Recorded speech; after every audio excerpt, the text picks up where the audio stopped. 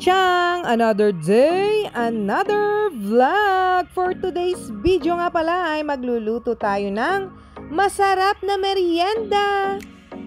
At kung bago pa lang po kayo sa channel na ito, please subscribe po sa ating small YouTube channel para updated kayo sa ating mga uploads! Ito at gagamit tayo ng pancake na binili ko sa Dali na 20 pesos lang. At iyan ay 200 grams na. At syempre itong ating baking powder. Bali isang kutsara lang yan. At minikos-mekos na nga lang natin dahil pang merienda lang naman yan. At ito nilagyan ko ng asukal. At ang nilagay ko itong medyo may pagka-brown. Dahil ito lang ang aming available sa aming bahay dahil yan yung aming ginagamit pagkakape. At ayan, nilagyan lang natin ng 3 kutsarang sugar. At syempre nilagyan ko din ng gatas ni Kurt yung powder. Ayan, at nilagyan din natin ito ng 3 kutsara. Ayan, at hahalu-haluin na nga natin para mag-mix ang ating mga dried ingredients. Ito pwede rin to pagka magpuputo kayo. Ayan, ilalagay nyo na lang yan sa molder. Tapos i-steam nyo. Dito naman, ayan. At nag-request nga si Kurt ng magluto daw ako ng pancake. At ayan, namimiss na niya yung meriendahin yung pancake. At nilagyan na nga natin ng tubig.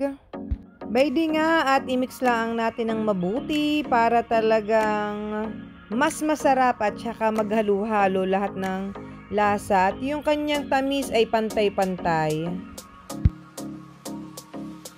Dito nga po ay gagamit lang tayo ng 1 pirasong itlog. Ayan, at kahit anong size ay pwede naman po.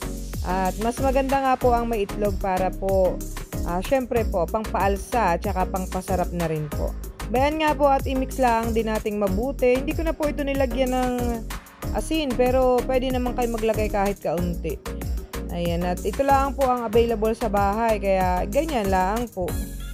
At ayan po, i-mix-mix lang po natin. At nagdagdag pa nga po ako ng kaunting tubig at para pong sobrang lapot. At ayoko po na masyadong malapot. Pero pwede rin naman pong ganayon para po makapal yung pancake ninyo. At bayan, at maglalagay nga po ako ng 1 kutsarang mantika.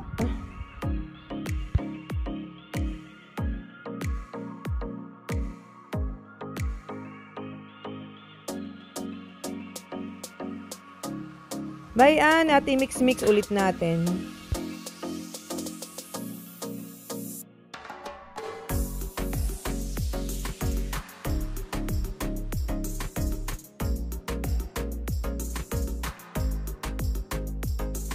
Bayan, at tayo pa magsasalang na. Yung ating pangmalakasang pan ay natuklap na. Bayan po, naglagay na po ako ng butter. Yan po ay matagal na sa rep. Kaya po kami may butter. At bayan, tayo naglagay na. At talaga namang para mas masarap ang pagmemerienda. Bayan, yan po tuloy-tuloy lang. At tayo po ay makakagawa ditong madaming pancake. Ang nakakatuwa lang po dito sa pancake na ito, itong sa tigbabainting ito, ay marami na po tayong magagawa na pancake at talaga naman pong busog ang mga person kahit po ilan kayo sa bahay, ay mabubusog na rin po kahit tag-iisa, malalaki naman po. At ben nga po, tuloy-tuloy lang ang paggagawa. At syempre po sa mahal din naman ng merienda, bibili ka ng banana Q, 20. Tapos ay hindi ka pa ganun ka busog, lalo na't mahilig ka sa banana Q. At maliliit naman po ang saging na syempre po, sa mahal din naman po ang saging, kasi mantika pang mahal. Kaya po tayo gagawa na lang ng ng murang merienda, busog pa ang buong pamilya. At yan po yung malalapad, malalaki talaga. At kung kayo naman po ay walang gata sa bahay at pancake lang po, ay pwede na po yun. Pancake, itlog, at saka po kahit wala na yung yung isang powder yung pong baking powder, kahit wala na po yun. Kung ano lang po ang meron sa inyo, basta po kung meron kayong itlog, yung pancake na iyan, at saka yung asukal. Ayun po yung arena. Talaga pong maiiraos nyo na yung inyong meriendahan. Sa pancake po yun ha. Yan po, tuho.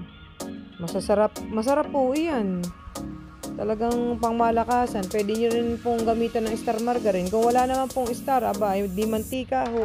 Inyo lang pahid-pahidan yung yung pan or yung kawali.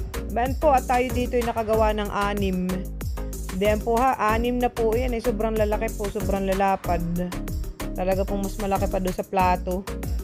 Bayan po. At magme-merienda na po ang mga person dito. Iya, talaga pong yan po ay kanilang request. Iya, malalaki po.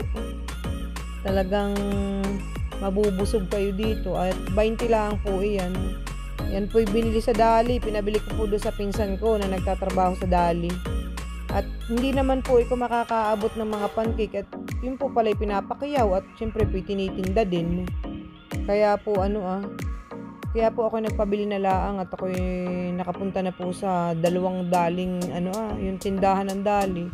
Abay, wala po, ubos. At syempre po talagang mura. At biruin mo pong 20 pesos laang ay 200 grams na po. Ganoon po lang kamura. Kasi ito po, ginagawa po ni Mandi dito ay nilalagyan po niya ng ng gonat. Yan po sa Dali din, 79 pesos naman po. Ano po yung strawberry at saka po choco.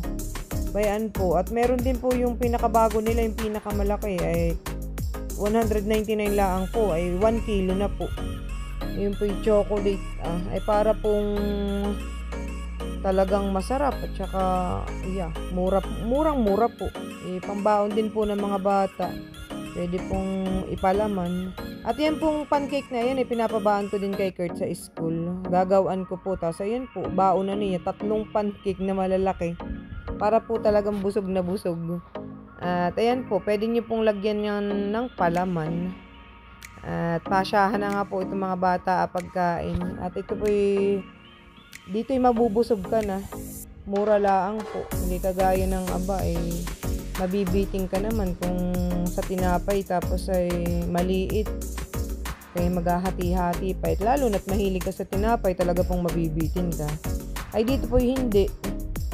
Tsaka hindi naman po siya ganun kagastos sa mga ingredients. At kung ano lang po ang may doon sa bahay ninyo, yun na lang po ilagay ninyo. Ay ako lang po yung nagdagdag ng powdered milk. At para po mas masarapan ng mga batang ito Siyempre yun po yung may lasa at lasang gatas. Ayan po.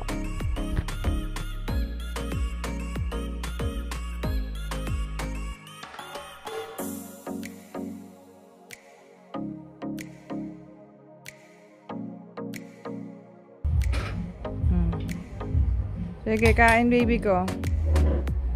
Tako. Kahit ganun ka Sarap.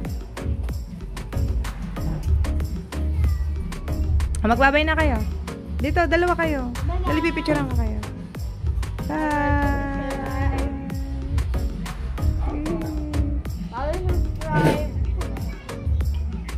Ayan, at papatikimin nga natin si ate ng pancake. Ayan.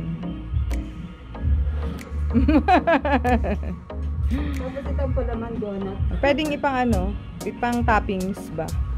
Try natin.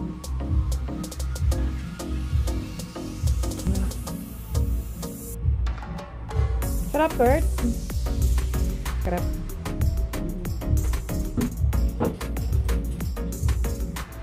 Iyo, arte naman kumain ni ate. Patagilid pa. Nakakasura. Maraming salamat po sa inyong walang sawang panonood. Sana po ay nag-enjoy kayo. Ingat po tayo palagi at God bless po sa ating lahat. Thank you for always watching mga chang. Babu!